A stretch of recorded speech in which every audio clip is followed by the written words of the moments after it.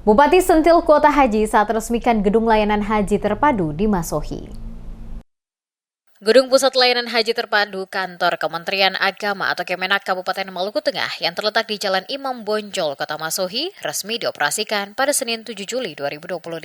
Peresmian gedung tersebut dilakukan oleh Kepala Kantor Wilayah Kemenak Provinsi Maluku, Hayamin, bersama Bupati Maluku Tengah, Zulkarnain Awad Amir. Acara itu juga dirangkai dengan peresmian Gedung Balai Nikah dan Manasik Haji KUA Kecamatan Kota Masohi, serta KUA Kecamatan Seram Utara Timur Kobi.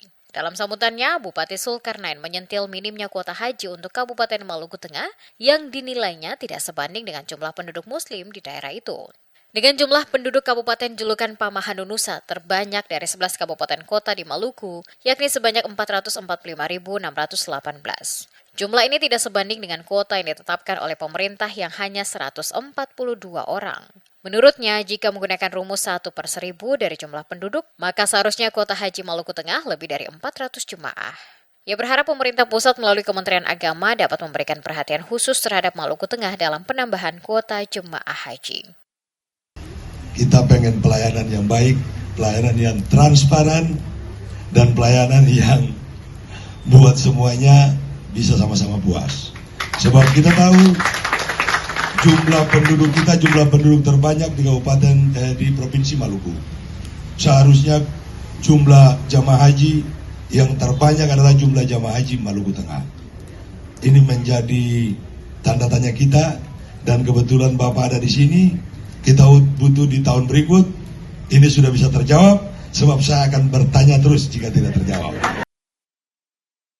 Menanggapi hal tersebut, Kepala Kanwil Kemenak Provinsi Maluku, Hayamin, menjelaskan bahwa penetapan kuota haji tidak hanya berdasar pada resiko penduduk, melainkan juga memperhatikan aspek rasionalisasi dan kesiapan daerah. Dijelaskan penetapan kuota haji ditentukan berdasarkan beberapa hal seperti rasio 1/1000 jiwa dan pendekatan rasionalisasi yang mempertimbangkan kondisi nasional. Perubahan kuota juga memerlukan dukungan data statistik dan koordinasi dengan pemerintah daerah lainnya. Kuota haji itu kan ada beberapa ketentuan. Salah satunya adalah 1/1000. Kemudian pendekatan yang kedua adalah pendekatan rasionalisasi. Manakala kita utamakan salah satu wilayah kabupaten, maka nanti ada kabupaten itu yang jumlah waiting listnya tinggi sekali. Jadi kita mau mengajukan perimbangan itu kan susah.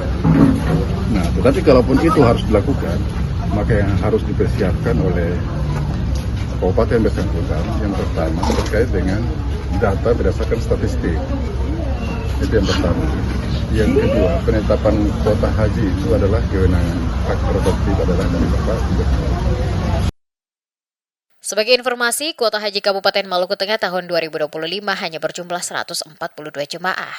Sementara daftar tunggu tercatat sebanyak 2.379 orang dengan estimasi masa antri hingga 18 tahun.